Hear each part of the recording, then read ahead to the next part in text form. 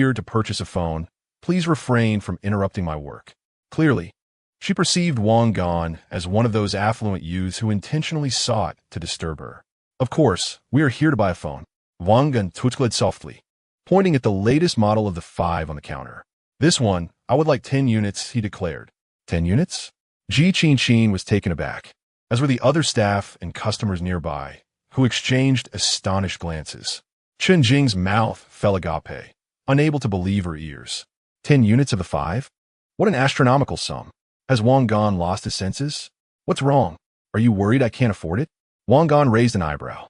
Ji Qinqin took a deep breath, striving to maintain her composure. Sir, are you certain you wish to purchase 10 units? That is quite a significant amount. Do I appear to be jesting? Wang Gan retorted. Ji Qinqin bit her lip, feeling as though Wang Gan was deliberately trying to make a fool of her, relishing in this wealthy young man's frivolous amusement.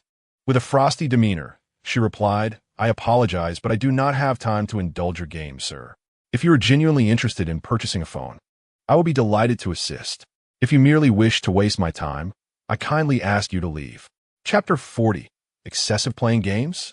Wang Gan's smile broadened. Ji classmate, what is the purpose of your university studies?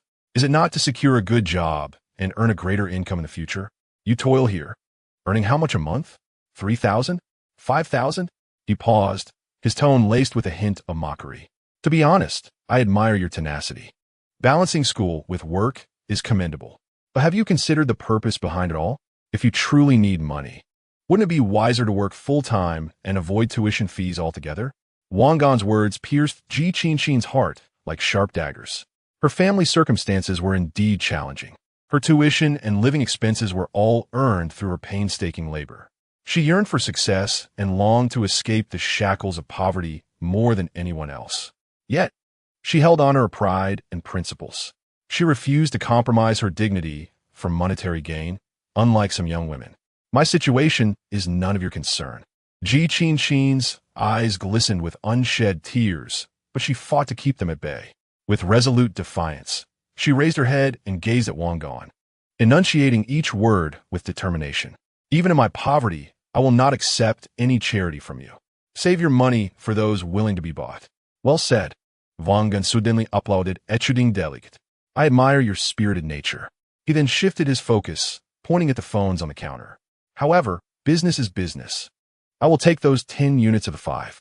Now, as a professional salesperson, I kindly request you to provide a thorough introduction to the features and functions of this phone. I wish to hear the most detailed explanation. Ji Qinqin glared at Wang Gan, trembling with indignation. He had not required her assistance during his previous phone purchase. Why did he demand it now? She realized that Wang Gan was intentionally humiliating her, seeking to trample on her dignity. The store manager, alerted to the rising tension, hurried over to diffuse the situation. Good day, sir. I'm a manager of this store. Xiao Ji is still a student and lacks eloquence. Please do not hold her to the same standards. You wish to purchase 10 units of the iPhone 5, correct? Not a problem. I shall personally introduce them to you. However, Wang Gan waved his hand dismissively. No need for that. I prefer her to present them to me. If her introduction is subpar or her attitude is improper, the purchase of these 10 phones may not proceed. Upon hearing this, the store manager's expression shifted, and he quickly signaled to Ji Qinqin, urging her to maintain composure for the time being. After all, this was a significant order being handed to them, and if it fell through, the manager's bonus for the month would be jeopardized. Ji Qinqin inhaled deeply, her fists clenched tightly, her nails nearly embedding into her flesh. She understood that acting on impulse was not an option. If she were to lose this order, the manager would undoubtedly hold her accountable. This part-time job was crucial for her. Tears glistened at the corners of her eyes, yet she fought to keep them at bay. Ultimately, she relented. With a voice tinged with a slight quiver, she began to mechanically outline the various features of the iPhone 5. Her voice was faint, laden with humiliation and resentment. Listening to her emotionless presentation, Wang Gan suddenly found it somewhat uninteresting. He initially intended to seize this opportunity to teach the oblivious girl a lesson about the harshness of reality. Yet, witnessing her almost tearful demeanor, he felt a pang of sympathy. Enough, you need not continue with the introduction. Wang Gan interjected abruptly. Let us proceed with the payment. He produced his bank card and handed it to the manager, not sparing a glance at Ji Qin, as if she were merely an inconsequential bystander. The manager swiftly processed the transaction. 10 brand new iPhone 5s were neatly packaged and placed before Wang Gan. He casually picked one up and tossed it to Chen Jing, who stood nearby, still in a state of shock. Here you go, your phone, Wang Gan stated indifferently, as though discarding refuse. Chen Jing instinctively caught the phone. Gazing at the latest model in her hands, her emotions a tumultuous mix. The phone she had longed for had come to her so effortlessly. Yet, why could she not feel joy? Wang Gan paid no further attention to them, hoisting the remaining 9 phones and turning to exit the store. As he stepped outside, he glanced back at Ji Qin, still standing behind the counter, head bowed, her shoulders slightly trembling, a complex emotion flickering through his mind. This girl was more tenacious than he had imagined, and she stirred within him a greater desire to conquer. Nonetheless, this encounter should have awakened her to some extent. What do you think? Wang Gan was not someone easily dismissed. After leaving the phone store, Wang Gan's mood was somewhat peculiar. The thrill of teasing Ji Qin dissipated rapidly, replaced by an inexplicable emptiness. Carrying 9 brand new iPhones felt akin to lugging around a stack of expensive bricks. What do you intend to do with these phones? Chen Jing inquired softly, trailing behind him. She clutched her own phone tightly, as if fearing it might vanish at any moment. Wang Gan cast her a fleeting glance and retorted, What business is it of yours? Just then, his phone, nestled in his pocket, emitted an abrupt ring, the default tone grating on his ears. Frowning, he noticed an unfamiliar number flashing on the screen. Hello? Wang Gan's tone was tinged with impatience. Hello, is this Wang Gan? Came a youthful voice from the other end, tinged with an insincere eagerness. Yes, who is this? Greetings, Wang Gan. I am Lu Feng from the school's Entrepreneurs Association. It is a pleasure to finally connect with you. I have heard about your remarkable achievements in the investment field. Our association is currently working on a project, a campus life service platform with immense potential. I wonder if you would be interested in learning more and possibly contributing to our angel round? The speaker's words flowed rapidly, indicating he had rehearsed this pitch thoroughly. Niufeng, I'm still dealing with my Yun. Wang Gan thought to himself, incredulous at the audacity of this entrepreneurial fervor that seemed to have engulfed even his own circle. He had once harbored dreams of striking it rich, attracting venture capital, and marrying a wealthy heiress, but those aspirations felt distant now. In truth, he had been preoccupied with other pursuits. These young men, in their quest for financial gain, truly had no shame. Yet, that was not the crux of his concern. Wang Gan's brow furrowed even more deeply. How did you acquire my number? His personal contact, shared only with a select few, was not widely known. Ah, well. Lu Feng hesitated, clearly taken aback, yet continued, I was at your dormitory, room 105, discussing the project with Huang Mingzhi. He spoke highly of you, mentioning that you are a paragon of loyalty and generosity, and he kindly provided me with your contact information, believing you would be interested in our promising venture. Huang Mingzhi. Wang Gan's expression darkened instantly, a surge of unbridled anger coursing through him. That bookish fool, in his misguided attempt to help, had crossed a line. Put Huang Mingzhi on the phone. Wang Gan's voice was as frigid as ice. Lu Feng, evidently startled by the chill in Wang Gan's tone, stammered, unsure of where he had offended a potential benefactor. Nevertheless, he dared not delay, responding awkwardly, okay, please hold on. After a brief pause, Huang Mingzhi's voice came through, laced with confusion and a touch of innocence. Hello? Wang Gan, is there something you need? Huang Mingzhi. Wang Gan contained his fury, articulating each word with deliberate precision. Who granted you the authority to indiscriminately share my personal number with others? Were you struck by a door or kicked by a donkey? When did my affairs become your domain to decide? Huang Mingzhi was momentarily speechless, the unexpected onslaught of reprimand rendering him bewildered. After several seconds of silence, he finally managed to stammer, Wang Gan, I didn't mean it that way. I saw that Lu Feng and his team were struggling with their entrepreneurial endeavors, and I thought, given your current circumstances, perhaps you could lend them a hand. Isn't that a good thing? A good thing? Wang Gan's laughter was cold and derisive. Do I need to perform good deeds, or do I require your guidance? Who do you think you are, the Virgin Mary or the Savior? I warn you, Huang Mingzhi, from now on, do not presume to interfere in my affairs. If there's a next time, do not blame me for being impolite. With that, Wang Gan abruptly ended the call, his chest still heaving with agitation. He detested those who, under the guise of benevolence, acted foolishly out of their own self-importance. Is it not difficult? Who in this world finds life easy? Beside him, Chun Jing dared not make a sound. The ferocity in Wang Gan's voice during the call had left her trembling. She cautiously cradled her phone, suppressing even the desire to unbox it. Wang Gan took a deep breath, attempting to calm his tumultuous feelings. He began to contemplate whether he should change his phone number to prevent such thoughtless individuals from reaching out to him through various channels in the future. Just as he prepared to return to do so, he noticed a nearby service center at the mobile store where Ji Qinqin worked. Turning back felt a bit demeaning. As if he were clinging desperately, Wang Gan decided to simply adjust his phone settings and activated the whitelist mode, allowing only contacts saved in his address book to reach him, while all unfamiliar numbers would be blocked. This significantly restored his peace. After completing this task, Wang Gan cast a glance at Chen Jing, who resembled a quail in her timidity. Upon noticing his gaze, she quickly forced a flattering smile and, mustering her courage, said, "Wang Gan, why are you so angry?" Chen Jing was merely grasping for conversation. She suspected Wang Gan was projecting his frustrations about his romantic pursuits onto his roommate. "Poor Huang Mingzhi, the bookworm." Wang Gan retorted casually, "Shouldn't I be upset about someone carelessly infringing on another's privacy?" "Oh." Wang Gan turned back to see Chen Jing's expression remain placid, as if it were not a matter of great concern. Suddenly, it dawned on him. Nowadays, telecommunication fraud had not yet reached the frenzied levels of the future. It would be futile to explain further to her. "Are you not leaving? Are you waiting for me to treat you to dinner?" "Sure. Is that possible?" Chen Jing's eyes sparkled at the prospect, her spirits lifting. "Get lost. Do you think you're entitled to that?"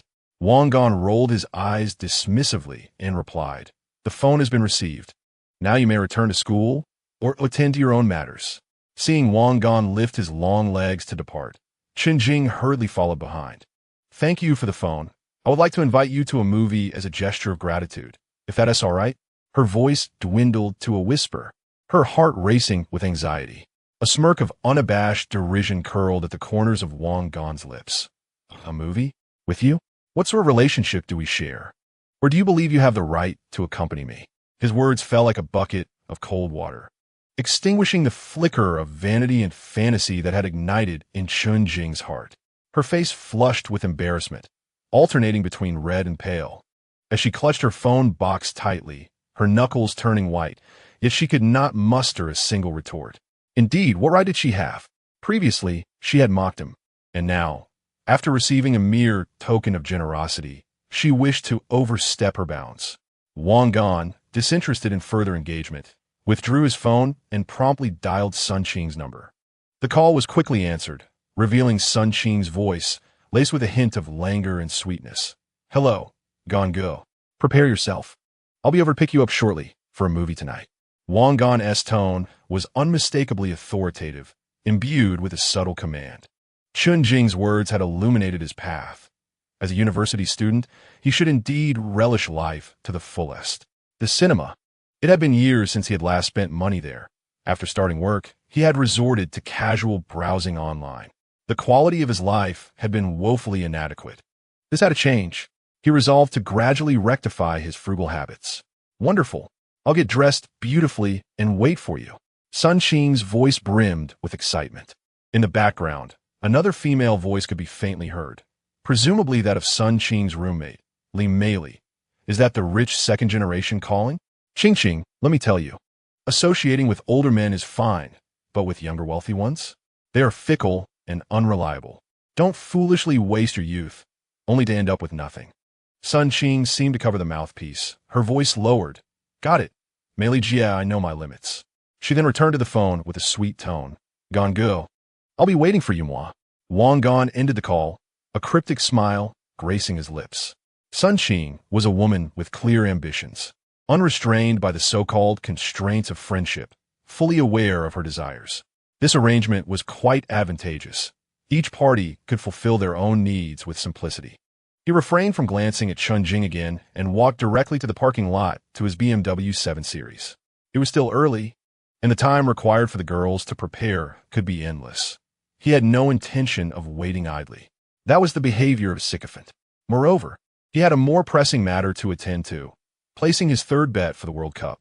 After analyzing the upcoming 2 matches, he felt confident, while not a certainty. The odds seemed overwhelmingly favorable, almost guaranteed. Previous expenditures had slightly diminished his cash flow, with the car purchase and other fluid expenses taking a toll. Nevertheless, he still had just over $3 million at his disposal. If this bet succeeded, he would truly possess the capital to unlock his future. Chun-Jing stood in place, watching Wang Gan's car disappear and the plume of exhaust smoke dissipate, feeling as if she were a mere jester. The phone box in her hands felt somewhat hot. She contemplated tossing it aside, but hesitated, unable to part with it. Biting her lip, her expression was a mixture of complexity. Meanwhile, Wang Gan had already dismissed her from his thoughts, his BMW smoothly gliding out of the commercial district. He randomly selected an intersection and headed towards the bridge. It was time for him to gather his money in a bag. Chapter 42. A $1 million gamble. Wang Gan left behind the turmoil of Chun-Jing and the school, as his BMW 7 Series navigated the city streets with ease. For this World Cup wager, he planned to deploy a substantial sum of $1 million. His objective was crystal clear: one match on June 17th, Russia versus South Korea. He recalled Su Wei's past lamentations about the Russians' rough play, remarking that both teams were equally matched, each lacking in finesse. Despite his resolute demeanor and fierce competitiveness on the field, the match ultimately culminated in a disheartening 11 draw, perfectly mirroring his vague recollection of never having triumphed against the South Korean team. More crucially, on June 18th, Spain faced Chile. The outcome of this match, a remnant of a past life, continued to astonish the footballing world. The reigning champions Spain failed to rise with renewed vigor and instead faltered, suffering a dismal 0-2 defeat, resulting in their premature elimination from the group stage. Countless gamblers wept, contemplating the heights from which they had fallen. Many questioned whether Spain had intentionally thrown the match, as such a ludicrous loss seemed unfathomable. Yet, what uses such skepticism? The corruption runs deep. The opinions of fans hold little weight, without concrete evidence. There is no need for any explanation. However, Wang Gan remained unconcerned with the veracity of the allegations. His sole desire was to win, and win handsomely. He aimed to parlay the results of these 2 matches. The odds for the draw between Russia and South Korea stood at a mere 2, while the odd for Spain's 0-2 loss to Chile soared to an impressive 20. For the average individual, this was already considered high, with considerable risk involved. Yet, Wang Gan was still unsatisfied. With the precedent of 100-fold odds in mind, he found the modest 20 to be somewhat underwhelming. Nevertheless, upon meticulous examination of the betting rules, he discerned a method to enhance the yield and cost-effectiveness. By combining the 2, the cumulative odds would skyrocket to a staggering 40. An investment of $1 million would yield a profit of $39 million if successful. This sum would liberate him from financial constraints and provide a robust foundation for the expansion of his subsequent business ventures. These were the 2 matches Wang Gan felt most confident about after thorough analysis. He refrained from betting on any others that did not leave a lasting impression. Wang Gan was not a mere fan or gambler. He deemed it irrational to stake even $2 on uncertain outcomes. As for why he opted not to increase his wager, risking $8 million in a single bet could potentially return several hundred million. The crux is that football is unpredictable, and Wang Gan feared the butterfly effect. A single misstep could render all previous efforts futile. After all, there were several more matches ahead, and prudence was paramount. To avoid drawing attention and to ensure that his substantial wagers proceeded smoothly, he devised a plan to divide the million into 4 portions of $250,000 each, placing bets at different lottery shops. Driving aimlessly down the road, he soon discovered a suitable betting outlet. The first lottery shop was situated on the outskirts of the city, nearing the banks of the Yangtze River. The establishment was modest in size, but bore the marks of time. A sign for sports lottery hung at the entrance. and several match announcements were affixed to the glass door. Perhaps due to its location or the fact that it was mealtime, the shop was devoid of customers aside from the proprietor. Wang Gan pushed open the door, entering a dimly lit interior that was permeated with a faint aroma of tobacco and ink. A middle-aged man with reading glasses sat behind the counter, engrossed in an old computer screen. Hearing the commotion, he lifted his head, adjusted his glasses, and scrutinized Wang Gan. As Wang Gan approached, he realized that the owner was also placing bets. Truly, a sickly man running a pharmacy, both consuming and selling. Uncertain of whether his monthly earnings sufficed for his personal indulgences, Wang Ganyan approached the counter with resolute intent. "Boss, I wish to place a bet on the World Cup lottery." With a succinct declaration, he specified his wagers. On June 17th, Russia versus South Korea, predicting a score of 1-1. And on June 18th, Spain versus Chile, anticipating a Chilean victory with a scoreline of 0-2. He requested these two matches to be combined in a parlay. The proprietor paused, momentarily taken aback, and scrutinized Wang Ganyan anew. Such precision in his bet, particularly with seemingly unrelated matches, suggested a bold strategy. "Are you certain about this?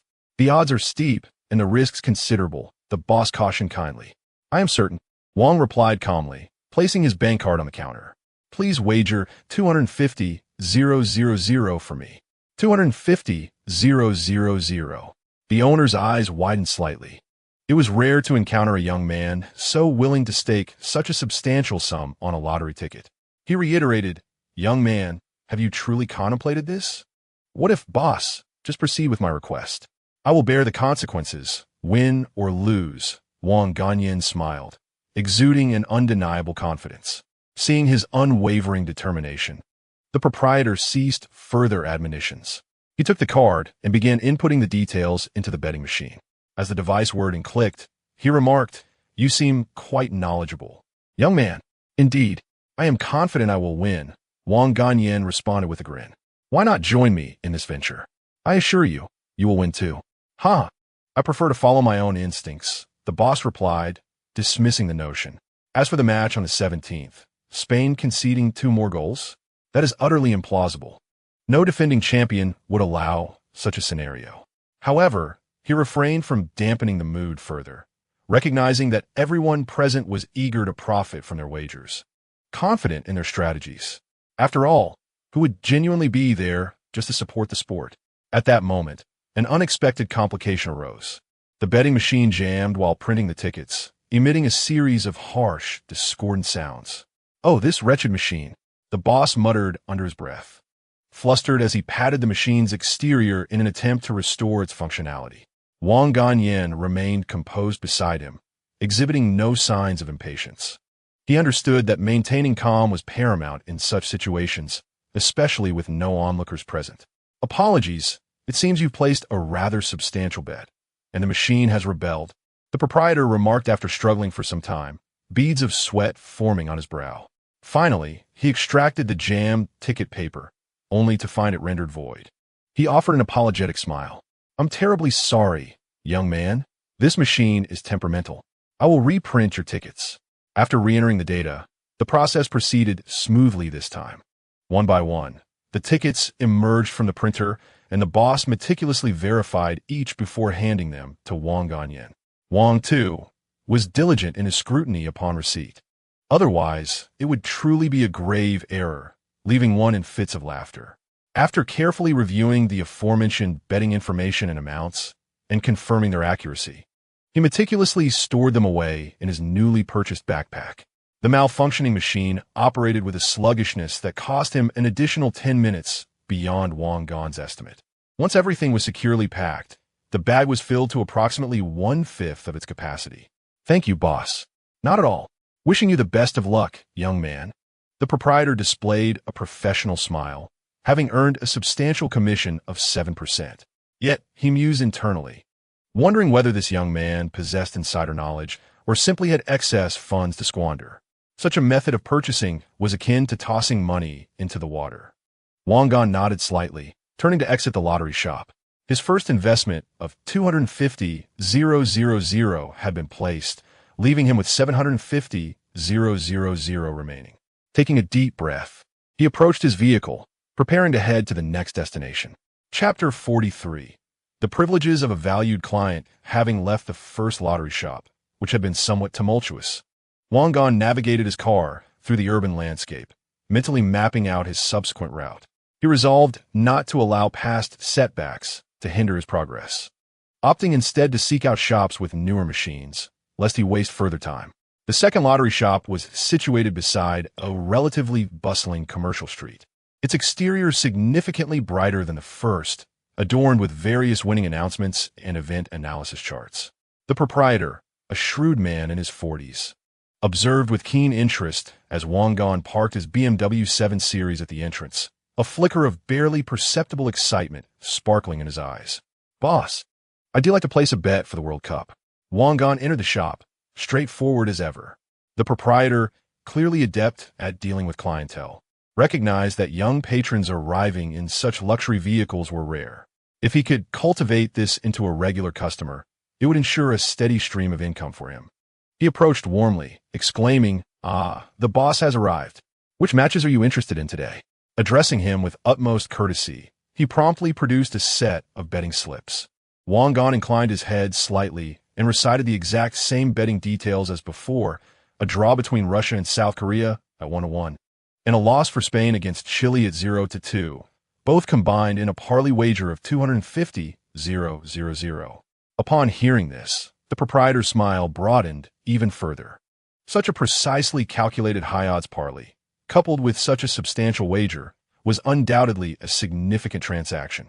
Fei, quickly prepare a cup of coffee for this esteemed gentleman. Hurry, stop playing that wretched game of yours, the proprietor called, turning to smile at Wang Gan. Children these days, they just don't listen. What is your surname, dear sir? You are welcome to visit our shop regularly. I assure you of the finest service. Wang Gan replied nonchalantly, revealing his surname without trepidation. As there were over 100 million individuals sharing that name across the nation, rendering concerns over information leakage trivial.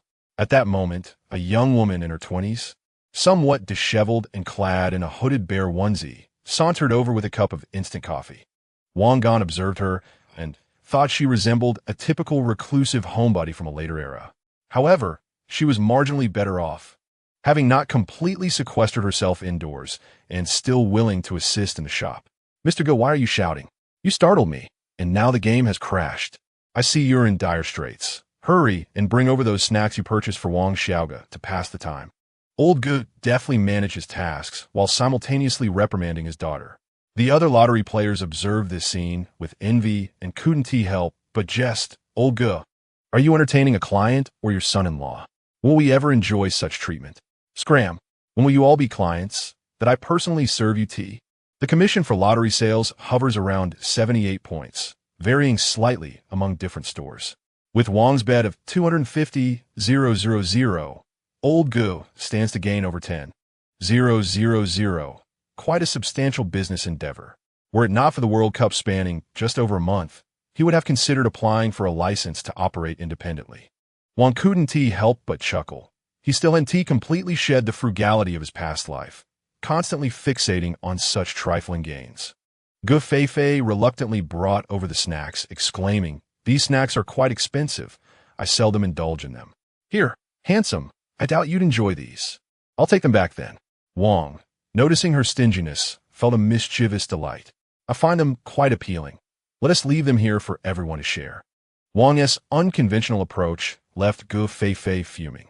How could someone so oblivious to social niceties amass such wealth? He must be a wealthy heir coasting on past laurels, destined for bankruptcy and destitution.